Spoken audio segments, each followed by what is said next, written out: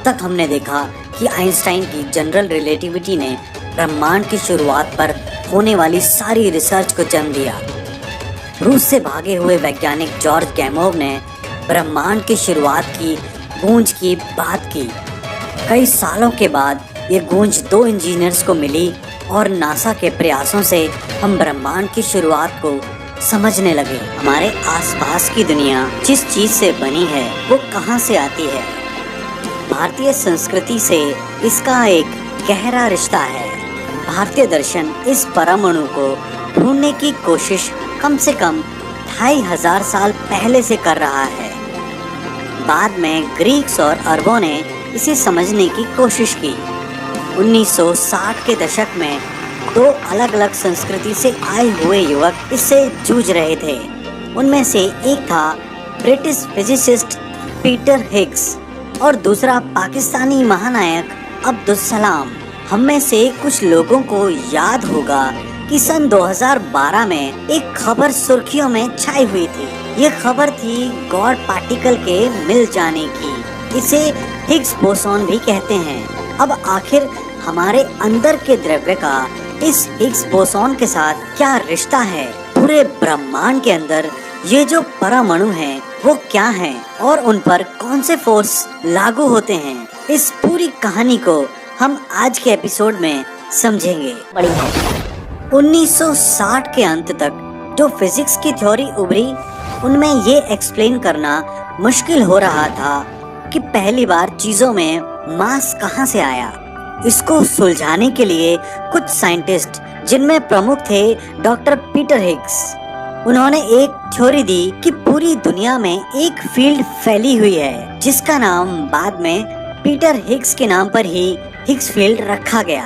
ये फील्ड है जो कि द्रव्य को उसका मास देती है। अब एक बार बात करें कि ये फील्ड है क्या। कोई भी फिजिक्स का स्टूडेंट ये समझता है कि फील्ड का क्या महत्व है। जब हम एक चुंबक को दूसरे चुंबक के पास ले जाते हैं तो वो दूसरे चुंबक को धकेलता है। ये सब हमने करके देखा है। स्पेस के अंदर की वो ताकत जो चुंबक को पास खींचती है या दूर धकेलती है उसे ही फील्ड कहते हैं। अब हर एक तरह की फील्ड की तरह ही हिग्स फील्ड से जुड़ा हुआ भी एक टुकड़ा होना चाहिए। इसे ही हिग्स बोसॉन कहते हैं। अब ध्यान देने लायक बात यह है कि जहां हिग्स बोसॉन के नाम में एक हिस्सा पीटर हिग्स के नाम से आया है, वहीं दूसरा नाम बोसॉन महान भारतीय साइंटिस्ट सत्येंद्रनाथ बोस के नाम से आया है। और हिग्स फील्ड वाकई में इस दुनिया में है, इस बात को जांचने के लिए एक ही उपाय था और ये उपाय था हिग्स बोसॉन को ढूंढ ले। एक बार फिर से हम पार्टिकल एक्सेलरेटर होता क्या है उसे समझने की कोशिश करते हैं। इनमें हम छोटे पार्टिकल्स जैसे इलेक्ट्रॉन और प्रोटॉन को तेजी से दौड़ाते हैं। इतनी तेजी से दौड़ाते चले जाते हैं कि अंत में ये तकरीबन स्पीड ऑफ लाइट के करीब पहुंच जाते हैं। आइंस्टाइन की इस मशहूर इक्वेशन को हमने कभी ना कभी देखा होगा। ये बताता है मास और एनर्जी एक ही चीज है। हम मास को एनर्जी में कन्वर्ट कर सकते हैं। तो जब हम इन टुकड़ों को तेजी से दौड़ाते जाते हैं तो इनकी एनर्जी भी बढ़ती चली जाती है और अंत में हम इन्हें एक दूसरे से हेड ऑन टकराते हैं। इसके रिजल्ट में कई सारे पार्टिकल उत्पन्न होते हैं। ये तकरीबन वैसी ही बात है जैसे हम एक टेनिस बॉल और एक क्रिकेट बॉल को एक ट्यूब में लेके जाएं और उस ट्यूब में इन्हें तेजी से घुमाएं ताकि उनकी स्पीड बढ़ती चली जाए और तेजी से बढ़ती चली जाए ताकि अंत में ये स्पीड ऑफ लाइट के करीब पहुंच जाएं और फिर इन्हें हम आपस में टकरा दें। और इन दोनों के टकराने से कई और बड़ी चीजें निकलें जैसे गोभी, आलू और रेफ्रिजरेटर। बात विचित्र लगती है लेकिन इसके अंदर तकरीबन ऐसा ही कुछ होता है। सच कल्पना से ज़्यादा विचित्र है। इन्हीं पार्टिकल्स को हम गहराई से स्टडी करते हैं और इन्हीं में से एक काम था उस मुश्किल हिग्स बोसॉन को ढूंढ लेना। भारत के सबसे प्राचीन हिंदू और जैन दर्शन में सबसे छोटे टुकड़े जिनसे ये दुनिया बनी है उसकी कल्पना हमें देखने को मिलती है।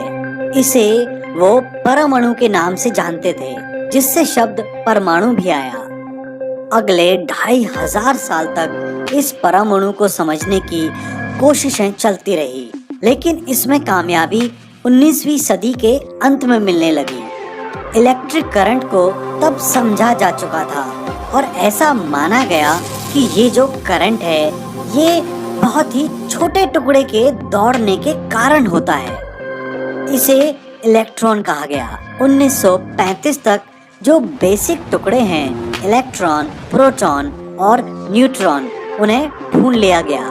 इसके पहले जहां तकरीबन 100 एलिमेंट्स की बात होती थी, अब केवल इन 3 पार्टिकल्स के द्वारा चीजें एक्सप्लेन होने लगी।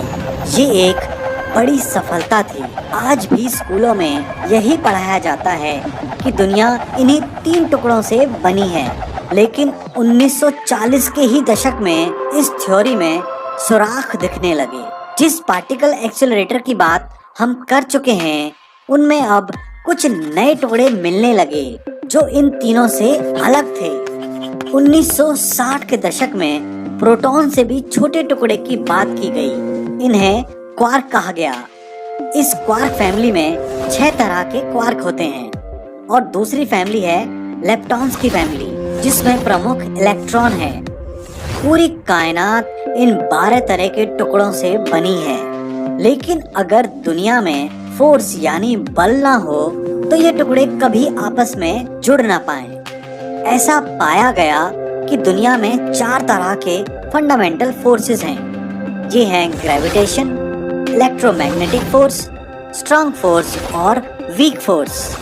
दूसरा महत्वपूर्ण विचार ये है कि ये फोर्स काम करते हैं जब ये एलिमेंट्री पार्टिकल्स एक दूसरे के साथ कुछ और छोटे पार्टिकल एक्सचेंज करें। ये छोटे पार्टिकल्स हैं ग्लूऑन्स, बोसॉन जिन्हें हम देख चुके हैं, और फोटोन यानी रोशनी। पिछले कुछ वाक्यों में हमने पिछले 100 साल की फिजिक्स को बंद कर दिया। इसे standard model of particle physics कहा जाता है। 2012 में अखबारों में एक खबर दौड़ रही थी कि कोई गॉड पार्टिकल मिल गया है।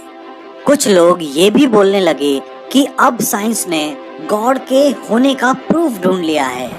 तो सवाल ये है कि गॉड पार्टिकल चीज क्या है? एक साइंटिस्ट थे लियन लेडरमैन, जिन्होंने अपनी जिंदगी का बड़ा हिस्सा हिग्स बोसॉन को ढूंढने में लगा दिया। अंत में तंग आके उन्होंने एक किताब लिखी जिसमें उन्होंने इसे गॉड डैम पार्टिकल लिखा कि आखिर ये गॉड डैम पार्टिकल, कमबख्त पार्टिकल मिलता क्यों नहीं है। अब उनके एडिटर को ये नाम सही नहीं लगा। उसने कहा कि ये नाम उतना चटक नहीं है। एडिटर ने इसका नाम गॉड डैम पार्टिकल से गॉड पार्टिकल करवा दिया और कहा कि ऐसा करने से आपकी किताब बहुत बिकेगी। आखिर वैसा ही हुआ और किताब बहुत बिकी। साथ ही साथ लोगों के जहन में गॉड पार्टिकल घर कर गया, जो कि वो एडिटर चाहता था। इसके मिलने के बाद ये हवा चल पड़ी कि साइंस ने अब गॉड को ढूंढ लिया है, जिसमें दूर दूर तक कोई सच्चाई नहीं थी। फिर भी ये मिलना इंसानी तारीख में एक बड़ी घटना है। इससे हम ये समझने लगे कि दुनिया में जो पदार्थ हैं, जैसे धरती, पहाड़ और हमारा शरीर, वो जिस चीज से बने हैं वो आती कहाँ से है।